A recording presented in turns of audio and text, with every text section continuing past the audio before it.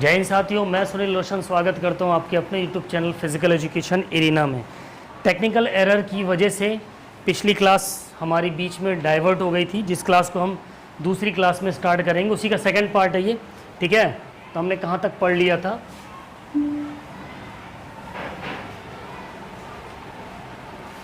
आगे की क्लास में अगर हम देखें तो हमने कहाँ तक किया, ये भी हो गया था, ये भी हो गया, फेरिंग्स हाई पिच भी हो गया, ये भी हो गया, यहीं पर थे हम लोग।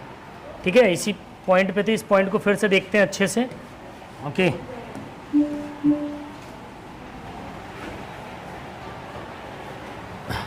बात हो रही थी किसकी? हमारे लंग्स की, हमारे फेफड़ों की। हमारा जो टॉपिक छूटा था यहाँ से लंग्स से स्टार्ट हुआ था। तो कितने फेफड़े होते हैं हमारे शरीर में? 2 फेफड़े होते हैं। एक होता है हमारे राइट साइड पे, एक होता है हमारा राइट लंग, और एक होता है हमारा लेफ्ट लंग होता है। ठीक है, दाहिना फेफड़ा और बाएं फेफड़ा। कौन कौन सा फेफड़ा? दायां फेफड़ा और बाएं फेफड़े। फेफड़ों की संख्या होती 2, एक राइट और एक लेफ्ट। जिस मेम्ब्रेन से घिरा होता है हमारा जो लंग्स होते हैं, हमारे जो फेफड़े होते हैं, उसके बाहर एक पतली सी परत होती है। वो कौन सी परत होती है? उसको हम प्लूरल बोलते हैं या प्लूरा भी बोलते हैं। प्लूरा मेम्ब्रेन या प्लूरल मेम्ब्रेन भी इसको बोला जाता है। ये क्या करता है? हमारे फेफड़ों को बाहरी आवरण की तरह ढक कर रखता है। वो एक ऐसी झिल्ली होती है जो बाहर से इसको ढक करके रखती है। ठीक है, अब बात करते हैं, जैसे हमारे हार्ट के अंदर कितने चैम्बर बताए थे? 4। अब इसके अंदर थोड़ा सा डिफरेंट है। इसके अंदर एक में 3 इसमें लोब्स होते हैं। क्यों? क्या होते हैं? फेफड़े के अंदर लोब्स होते हैं। लोब्स क्या होते हैं? लोब्स। लोब्स यानी पाली या पालियां। ठीक है, तो कितने लोब्स किधर किधर होते हैं? अलग अलग। एक में 3 होते हैं, एक में 2 होते हैं। जो हमारा राइट लंग होता है हमारा, कौन सा? दायां फेफड़ा। हमारा जो दायां फेफड़ा होता है उसमें कितने लोब्स होते हैं? इसमें 3 लोब्स होते हैं। कितने लोब्स होते हैं? 3। और बाएं फेफड़े में कितने लोब्स होते हैं? 2 लोब्स होते हैं। ध्यान रखना, यहाँ से सवाल आता है आपने। ठीक है, लोब्स के बारे में पूछा जाता है तो आपको पता होना चाहिए। ठीक है, आपके राइट फेफड़े में या राइट लंग्स में आपके 3 लोब्स होंगे, और लेफ्ट लंग्स में कितने लोब्स होंगे? 2 लोब्स होंगे। ठीक, ब्रोंकाई आगे चलकर कई शाखाओं में बट जाती है, जिसे ब्रोंकियोल्स कहते हैं। जो हमारी ब्रोंकाई होती है, ये जो हमारी ब्रोंकाई है ना, ये क्या है? ये जो डंडी जा रही है, जो डाल है, ये क्या है? ब्रोंकाई। लेकिन इस डाल के अंदर देखो कई ढेर सारी टहनियाँ निकल आई, निकली हैं। यही जो टहनियाँ निकली है वो क्या है? ब्रोंकियोल्स है। क्या है? ब्रोंकियोल्स हैं। ठीक है, तो कौन आगे चलकर ब्रोंकियोल्स में बदल जाता है? ब्रोंकाई। ट्रैकिया आगे चल के किस में बदल जाएगा? ये जो ट्रैकिया है, ये ट्रैकिया आगे चल के किस में बदल जाता है? किस में बदलता है? किस में बदलता है? ब्रोंकाई में बदलता है। फिर वही ब्रोंकाई आगे चल के किस में बदल जाती हैं? ब्रोंकियोल्स में बदल जाती हैं। ठीक है, ध्यान रखिएगा। तो यहाँ जो इम्पोर्टेंट पॉइंट है हमारा कि हमारे 2 लंग्स होते हैं हमारे रेस्पिरेटरी सिस्टम के अंदर, जिसके राइट लंग्स में दाहिने फेफड़े में 3 लोब्स होते हैं और बाएं फेफड़े में 2 लोब्स होते हैं। ओके, नेक्स्ट अब आ जाते हैं एल्वियोलाई। क्या बोलते हैं इसको? कूपिका। एल्वियोलाई मीन्स कूपिका। देखो, ब्रोंकियोल्स के सिरे पर अंगूर जैसे गोल संरचनाएं पाई जाती हैं, जिसे एल्वियोलाई कहते हैं। ये अंगूर की तरह दिख रहा है ना, ये तो उस छोटे पार्ट को बड़ा करके दिखाया गया है। तो जो हमारी ब्रोंकियोल्स हैं, कौन सी ब्रोंकियोल्स हैं? ये जो ब्रोंकियोल्स निकली हुई है ना, इन्हीं ब्रोंकियोल्स के सिरे पर, ये जैसे सिरा है तो इस पर छोटे छोटे छोटे छोटे अंगूर की गुच्छे की तरह क्या होती हैं? एल्वियोलाइज होती हैं। क्या होती हैं? एल्वियोलाई होती हैं। क्या होती हैं? एल्वियोलाइज होती हैं। ठीक है, ध्यान रखना। एल्वियोलाई कूपिका पर रक्त कोशिकाओं का जाल बिछा होता है जहाँ से गैसों का आदान प्रदान होता है। यहाँ से ऑक्सीजन रक्त में चली जाती है और कार्बन डाइऑक्साइड बाहर आ जाती है। अब देखो ध्यान से समझो, ये जो हमारी एल्वियोलाई होती है इसके अंदर पतली पतली कैपिलरीज, कौन, पतली पतली कैपिलरीज का पूरा जाल बिछा होता है, दिख रहा है ना, जाल बिछा होता है। ब्लड कैपिलरीज है, इसके अंदर क्या होती है, रक्त। इसी कैपिलरीज के अंदर क्या होता है, गैसों का आदान प्रदान होता है। कौन सी gas, carbon dioxide, oxygen. Oxygen अंदर आएगी, कार्बन डाइऑक्साइड बाहर जाएगी, ठीक है। किसके अंदर गैसों का आदान प्रदान होता है, एल्वियोलाई के अंदर। किसके अंदर, एल्वियोलाई के अंदर। एल्वियोलाई के अंदर जो कोशिकाओं का जाल बिछा होता है, ठीक है। रक्त कोशिकाएं जो ब्लड सेल्स होती हैं या जिनको हम ब्लड सेल्स होती हैं, उनका जाल सा बिछा होता है। यहाँ पर रक्त कोशिकाएं बिछी हुई हैं। इन्हीं रक्त कोशिकाओं के अंदर ये क्या है, रक्त कोशिकाएं हैं। क्या है, रक्त कोशिकाएं हैं। इन्हीं रक्त कोशिकाओं के अंदर किसका आदान प्रदान होता है, गैसों का आदान प्रदान होता है। और इसी रक्त कोशिकाओं के अंदर खून में क्या मिलाई जाती है, ऑक्सीजन मिलाई जाती है, ठीक है। समझ में आया। जब हमने हार्ट पढ़ा था तो क्या पढ़ा था कि हार्ट में कितने चैम्बर होते हैं, 4 चैम्बर होते हैं। हमने हार्ट पढ़ा था ना, हार्ट में 4 चैम्बर बताए थे। जो गंदा खून है वो कहाँ आता है, ऊपरी भाग से इधर आएगा, निचले इंफीरियर वेना कावा से यहाँ आएगा, फिर ट्राइकास्पिड वॉल से होता हुआ कहाँ जाएगा, नीचे, फिर PSLV से होता हुआ कहाँ चला जाता है, हमारे लंग्स में। लंग्स के अंदर क्या मिलाई जाती है, ऑक्सीजन। वही ऑक्सीजन लंग्स के किसके अंदर मिलाई जाती है, एल्वियोलाई के अंदर, कूपिका के अंदर वो ऑक्सीजन मिलाई जाती है। क्लियर हुआ, सारी चीजें कनेक्टेड है, यहां से ध्यान से समझना, ठीक है। अगला नेक्स्ट है रेस्पायरेशन की बात आती है। अब किसकी, डायफ्राम। डायफ्राम श्वसन तंत्र में बहुत ही महत्वपूर्ण योगदान देता है हमारा, क्या, डायफ्राम। डायफ्राम में 2 प्रोसेस होती है। हम जब सांस लेते हैं तो उसमें 2 प्रोसेस होती है। एक होती है इनहेलेशन, एक होती है एक्सहेलेशन। इनहेलेशन का मतलब श्वास खींचना, ठीक। एक्सहेलेशन का मतलब श्वास छोड़ना। अब जब हम सांस खींचते हैं, ध्यान से समझना, जब हम सांस क्या करेंगे, इनहेल करेंगे, ऑक्सीजन को इनहेल करेंगे। इन का मतलब क्या होता है, अंदर। इन का मतलब, एक्स का मतलब बाहर, ठीक है। तो जब हम इनहेल करते हैं, जब क्या करते हैं, ऑक्सीजन को क्या करते हैं, इनहेल करते हैं, तो डायफ्राम कहाँ चला जाता है,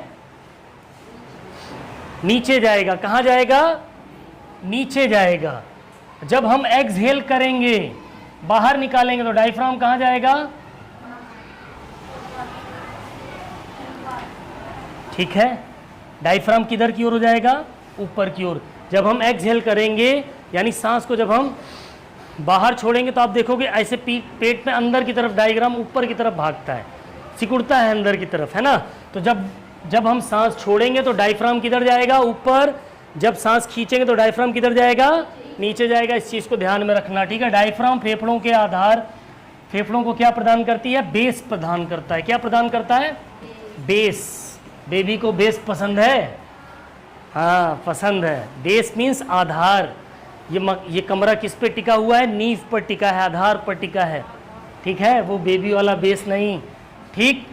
तो बेस प्रदान करता है, आधार प्रदान करता है, कौन, डायफ्राम। किसको, हमारे फेफड़ों को। किसको, हमारे इन फेफड़ों को कौन आधार प्रदान कर रहा है, डायफ्राम। डायफ्राम क्या प्रदान करता है, आधार, ठीक है। इतनी चीज़ क्लियर हुई कि जब हम ऑक्सीजन को इनहेल करेंगे, क्या इनहेल करेंगे, ऑक्सीजन। क्या एक्सहेल करेंगे, कार्बन डाइऑक्साइड, ठीक है। ऑक्सीजन इनहेल करेंगे तो डायफ्राम कहाँ जाएगा, नीचे। कार्बन डाइऑक्साइड एक्सहेल करेंगे तो डायफ्राम कहाँ जाएगा, ऊपर, ठीक है। डायफ्राम के ऊपर नीचे होने के कारण ही वायु फेफड़े के अंदर बाहर होती है।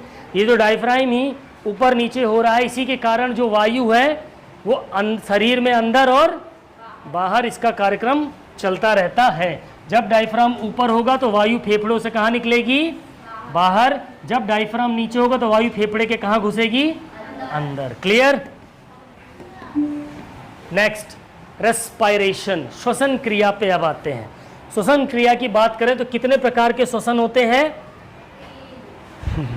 ये श्वसन क्रिया है। एक होता है बाह्य श्वसन, ठीक, फिर ट्रांसपोर्टेशन ऑफ गैस, फिर इंटरनल रेस्पायरेशन या सेलुलर रेस्पायरेशन। देखो बेसिकली दो प्रकार के श्वसन होते हैं। कितने प्रकार के? एक आपका होगा बाह्य श्वसन और एक होगा आपका आंतरिक श्वसन। ठीक है, समझ में आया? कितने प्रकार के श्वसन होते हैं? एक बाह्य श्वसन यानी कि एक्सटर्नल रेस्पिरेशन और एक आंतरिक श्वसन मतलब इंटरनल रेस्पिरेशन। बाह्य श्वसन का मतलब क्या हुआ? जो हम सांस भरे छोड़े, ये क्या हो गया? सांस भरे छोड़े क्या हो गया? चलो अभी आगे पढ़ लेना, देखेंगे। ट्रांसपोर्टेशन ऑफ गैसेस, एक श्वसन होता है जिसके अंदर किसका आदान प्रदान होता है? गैसों का। ठीक है, आगे समझते हैं इसको कायदे से। देखो एक्सटर्नल रेस्पिरेशन यानी कि बाह्य श्वसन की अगर मैं बात करूं तो किसी भी ऑर्गेनिज्म मतलब कोई भी जिसके अंदर जान हो, ठीक है, जीव जंतु, किसी भी ऑर्गेनिज्म तथा एनवायरनमेंट के बीच जो ऑक्सीजन तथा कार्बन डाइऑक्साइड गैस का आदान प्रदान होता है उसे ही एक्सटर्नल रेस्पिरेशन या बाह्य श्वसन कहते हैं। हम क्या हैं? मैं क्या हूँ? एक ऑर्गेनिज्म हूँ, मेरे अंदर जान है। फिर उसके बाद क्या कर रहा है? एनवायरनमेंट यानी पर्यावरण। ठीक है, पर्यावरण। तो अब मैंने सांस खींची कहाँ से? बाहरी पर्यावरण से, और फिर छोड़ दी कार्बन डाइऑक्साइड कहाँ? बाहरी पर्यावरण में। क्या कह रहा है? ऑक्सीजन तथा कार्बन डाइऑक्साइड गैस का आदान प्रदान। आदान मतलब लेना, प्रदान मतलब देना। तो मैं क्या ले रहा हूँ? ऑक्सीजन। क्या दे रहा हूँ एनवायरनमेंट को? Carbon dioxide. तो यही आदान प्रदान जो हो रहा है मेरे और किसके बीच में? पर्यावरण के बीच में। तो वही क्या कहलाता है? बाह्य श्वसन कहलाता है। क्लियर इतनी चीज? इसी को हम ब्रीदिंग भी बोलते हैं, है ना? ठीक, ब्रीदिंग इन यानी सांस को अंदर भरना, ब्रीदिंग आउट मतलब सांस को, जब हम ब्रीदिंग इन करते हैं तो क्या जाती है अंदर? ऑक्सीजन। जब ब्रीदिंग आउट करते हैं तो क्या आता है बाहर? Carbon dioxide. जब ब्रीदिंग इन करते हैं तो डायफ्राम कहाँ जाता है? ऊपर की नीचे? नीचे जाता है। जब ब्रीदिंग आउट करते हैं तो डायफ्राम कहाँ जाता है? ऊपर जाता है। ठीक है। अब बाह्य श्वसन में और क्या क्या इंपॉर्टेंट चीजें होती हैं देख लो। एयर यानी कि हवा का शरीर में आना। जब हम बाह्य श्वसन करते हैं तो हमारे शरीर में क्या आती है? हवा आती है। अब उसमें अलग अलग प्रकार की गैसें होती, केवल ऑक्सीजन ही नहीं जाती। जब हम सांस लेते हैं तो नाइट्रोजन भी आती है, ऑक्सीजन भी आती है और कार्बन डाइऑक्साइड भी आ जाती है। ठीक है, तो कितनी नाइट्रोजन आती है? सबसे ज़्यादा नाइट्रोजन आती है 78% के आसपास। कितनी? और ऑक्सीजन कितने परसेंट आती है? 21%। इंपॉर्टेंट है, यहाँ से सवाल आते हैं, आपकी किताब में भी दे रखा होगा। कार्बन डाइऑक्साइड कितनी आ जाती है? 0.03%। थोड़ी बहुत कार्बन डाइऑक्साइड भी सांस लेते वक्त, अंदर लेते वक्त, ये तीन गैसें हमारे अंदर आती हैं। जब हम सांस छोड़ते हैं क्या करते हैं? तो नाइट्रोजन कितनी बाहर निकाली जाती है? उतनी ही। ऑक्सीजन कितनी बाहर चली जाती है? 17% के आसपास ऑक्सीजन भी बाहर जाती है। ठीक है, फिर कार्बन डाइऑक्साइड कितनी जाती है? मात्र 4%। ठीक है, सांस द्वारा लगभग 400 ml पानी प्रतिदिन हमारे शरीर से बाहर निकल जाता है। डेली हमारी बॉडी से जो हम सांस ले रहे हैं और छोड़ रहे हैं, इसी सांस के थ्रू पानी भी निकल जाता है। कितने ml? 400 ml। 100 ml कम नहीं तो आधा लीटर। 100 ml कम नहीं तो आधा लीटर पानी कहाँ से निकल जाता है? हमारी सांसों से ही निकल जाता है। ठीक है,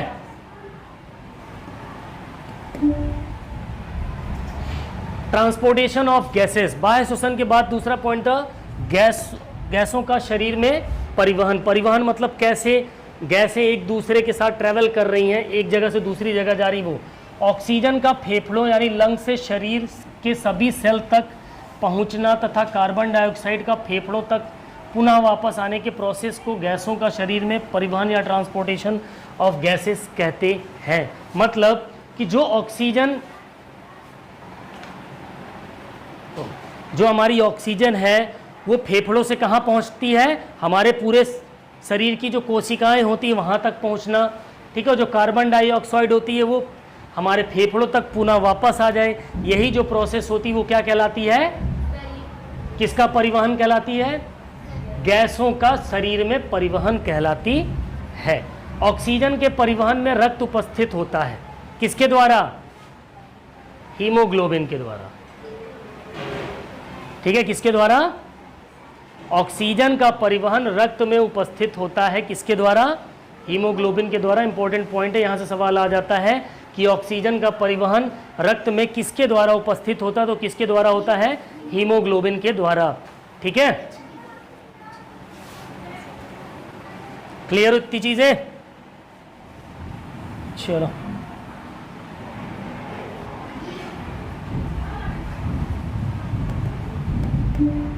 बारिश आज तगड़ी हो गई, आज घर लग रहा है भीग के ही जाना पड़ेगा।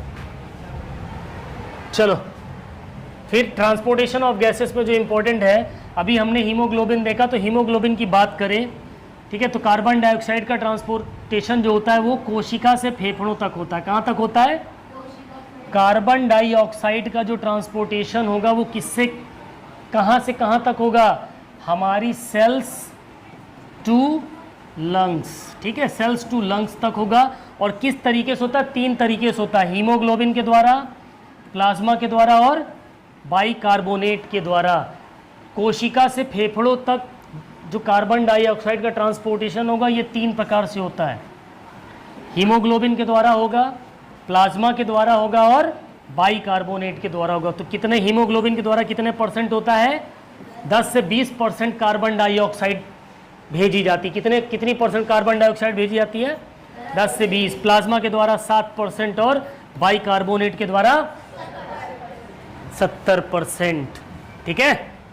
इंपॉर्टेंट पॉइंट है, यहाँ से सवाल आपके बनते हैं। बहुत डीपली जाएगा तो इतना ही जाएगा, इससे डीपली क्या ही जाएगा। आंतरिक श्वसन, इंटरनल रेस्पिरेशन, या जिसको हम कोशिकीय श्वसन भी कहते हैं, ठीक है, सेलुलर रेस्पिरेशन भी बोलते हैं।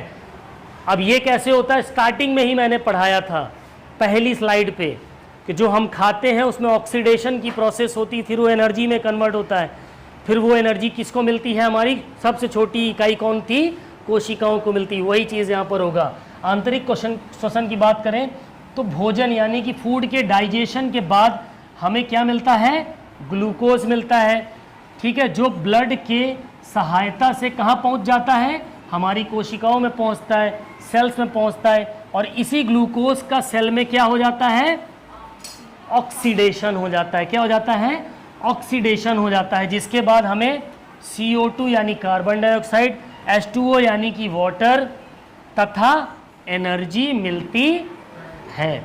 इसी प्रोसेस को क्या बोलते हैं, सेलुलर रेस्पिरेशन या एक इंटरनल रेस्पिरेशन या आंतरिक श्वसन बोलते हैं, ठीक है। ध्यान से समझिएगा, जब हम खाना खाते हैं वो क्या हो जाए, पच जाए, क्या हो जाए, पच जाए, डाइजेस्ट हो जाए, तो डाइजेशन के बाद हमें वो किस फॉर्म में मिलेगा, ग्लूकोज में मिल जाता है। किस में, जब वो पच जाएगा तो किस में बदल जाएगा, ग्लूकोज में।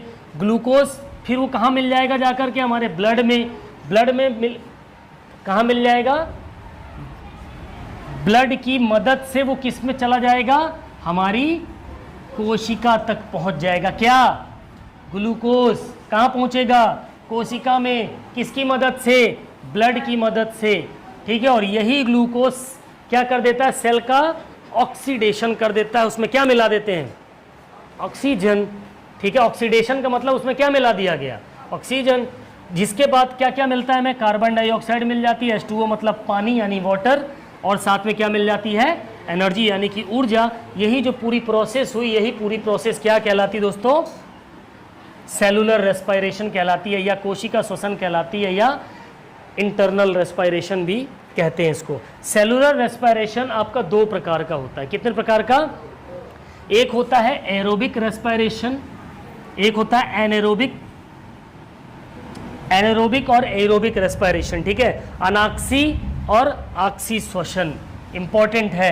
एनारोबिक अनाक्सी श्वसन का मतलब जिसमें क्या ना हो, ऑक्सीजन क्या हो, नहीं होती, एरोबिक का मतलब जिसमें ऑक्सीजन होती है, ठीक है, इस चीज को ध्यान रखना। देख लो आगे इसको, एरोबिक एनारोबिक समझ लो, इसमें क्या क्या चीजें होती हैं।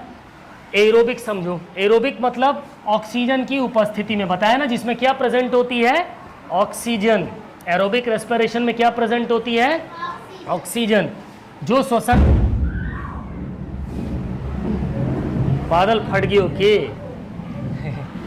जो श्वसन ऑक्सीजन की उपस्थिति में होता है उसे ऑक्सी श्वसन कहते हैं। ध्यान से समझो, वो रेस्पिरेशन जो किसकी प्रेजेंस में हो, किसकी उपस्थिति में हो, ऑक्सीजन की उपस्थिति में हो, वो क्या कहलाएगी, ऑक्सी श्वसन या एरोबिक रेस्पिरेशन कहलाती है। एरोबिक रेस्पिरेशन का ये फार्मूला है भैया, इसको नोट कर लेना। कभी कभी यहाँ इसको भी चिपका देता है और पूछ लेता है कि निम्नलिखित फार्मूला किससे संबंधित है, ठीक है। ऑक्सी श्वसन को कोशिका द्रव यानी कि साइटोप्लाज्म और माइटोकॉन्ड्रिया में पूरी होती, जो भी एरोबिक रेस्पिरेशन की प्रक्रिया है वो कहाँ पूरी होती है, साइटोप्लाज्म में और माइटोकॉन्ड्रिया में। कहाँ पूरी होती है, साइटोप्लाज्म और माइटोकॉन्ड्रिया में, ठीक है। माइटोकॉन्ड्रिया क्या होता है, पावर हाउस ऑफ सेल कहते हैं, यहां से भी सवाल पूछ लेता है। पावर हाउस ऑफ सेल, हमारी कोशिकाओं का ऊर्जा घर भी बोला जाता है, किसको, माइटोकॉन्ड्रिया में, ठीक है। साइटोप्लाज्म होता है जीव द्रव्य, क्या बोलते हैं इसको, जीव द्रव्य, ठीक।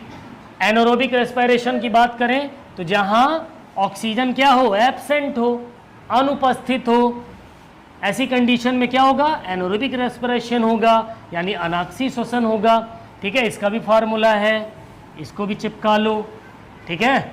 अनॉक्सी श्वसन कोशिका द्रव मतलब साइटोप्लाज्म में पूरी होती है, बस थोड़ा सा डिफरेंट है।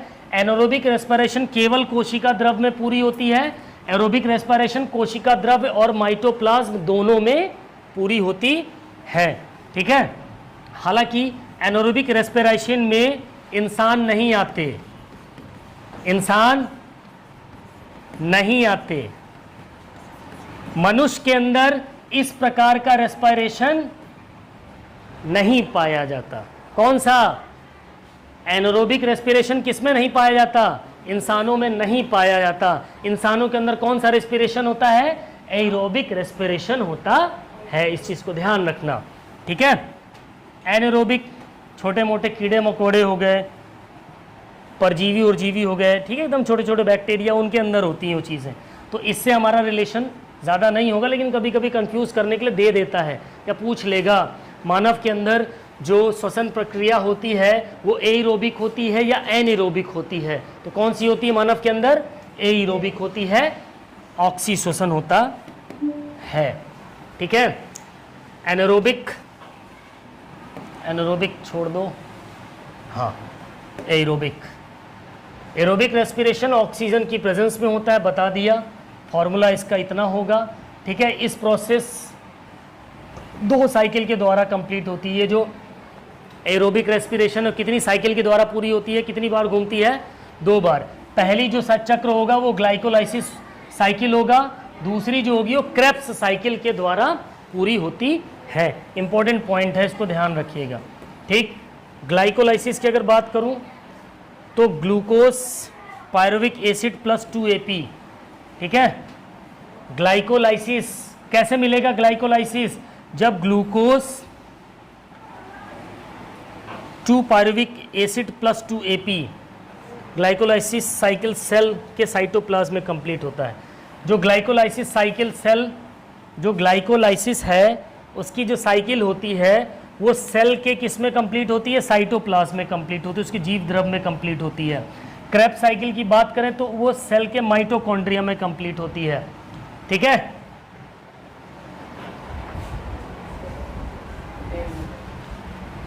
ठीक है, अभी बताया था ना मैंने कि जो एरोबिक रेस्पिरेशन होता है कहां पर संपन्न होता है, माइटोकॉन्ड्रिया और साइटोप्लाज्म में, है ना। अब माइटोकॉन्ड्रिया में कौन सा, क्रेब्स साइकिल वाला एरोबिक रेस्पिरेशन पूरा होता है, और साइटोप्लाज्म में ग्लाइकोलाइसिस साइकिल वाला रेस्पिरेशन पूरा होता है, ध्यान रखना है, ठीक है। ये दोनों डिवाइड होते हैं यहाँ पर। एरोबिक रेस्पिरेशन देख लेते हैं। क्रेब्स साइकिल की बात आ गई। क्रेब्स साइकिल क्या होता है, कहाँ पूरा होता है, ये सेल के किस में पूरी होती है, माइटोकॉन्ड्रिया में, ठीक है। किसमें पूरी होती है, माइटोकॉन्ड्रिया में। वहीं ग्लाइकोलाइसिस के द्वारा बने पदार्थ पायरुविक अम्ल या एसिड पूरी तरीके से ऑक्सीडाइज्ड होकर कार्बन डाइऑक्साइड और वाटर में बदल जाता है, ठीक है। पायरुविक एसिड, चलो इतने फॉर्मूले वगैरह आप में नहीं पूछे जाते हैं, बेसिकली यही पूछा जाएगा एरोबिक रेस्पिरेशन कहाँ कंप्लीट होता है। तो कहाँ कंप्लीट होता है एरोबिक रेस्पिरेशन, आपका कहाँ कंप्लीट होता है, साइटोप्लाज्म में और माइटोकॉन्ड्रिया में, ठीक है। यहीं से क्वेश्चन आपके पुटअप होते हैं। साइटोप्लाज्म की बात करें तो यहाँ पर आपका कौन सा पूरा होता है, कौन सा पूरा होता है, ग्लाइकोलाइसिस वाला, ठीक है। कौन सा, ग्लाइकोलाइसिस साइकिल। ग्लाइकोलाइसिस साइकिल यहाँ पर कंप्लीट होती है। माइटोकॉन्ड्रिया की बात करें तो यहाँ पर क्रेब्स साइकिल पूरी होती है। कौन सी, क्रेब्स साइकिल या क्रेब्स चक्र, ठीक है। इस चीज़ का ध्यान रखिएगा, ओके। तो ये थी हमारी आज की रेस्पिरेटरी सिस्टम की क्लास। आई होप आपको रेस्पिरेटरी सिस्टम की सारी कंफ्यूजन दूर हो गई। बाकी इससे रिलेटेड हम जो MCQs कराएंगे तो इसमें अगर मान लीजिए बाय द वे बचे कुछ पार्ट भी होंगे ना तो भी आपके फिनिश हो जाएंगे MCQs के बीच में, ठीक है। तो फटाक से सेशन को शेयर कर दें, ज़्यादा से ज़्यादा सब्सक्राइबर बढ़ाने की कोशिश करें 4-5 हज़ार बच्चों से। अब हमारा क्या है, हमारा तो मन तभी लगेगा जब आप लोग सब्सक्राइबर दबा के बढ़वाओगे। पैसा तो लेना नहीं है, सब्सक्राइबर से ही काम चलाएंगे। हमको भी तो मोटिवेशन चाहिए। हमारा मोटिवेशन तब आएगा जब आप लोग अपनी भीड़ बढ़ाओगे, ओके। ज़्यादा से ज़्यादा दोस्तों को शेयर करो और अपने फ्रेंड्स लोगों को कनेक्ट करो चैनल के साथ। तो मिलते हैं अपनी नेक्स्ट वीडियो में, तब तक के लिए बाय बाय, टेक केयर, जय हिंद, वंदे मातरम, फिजिकल एजुकेशन जिंदाबाद।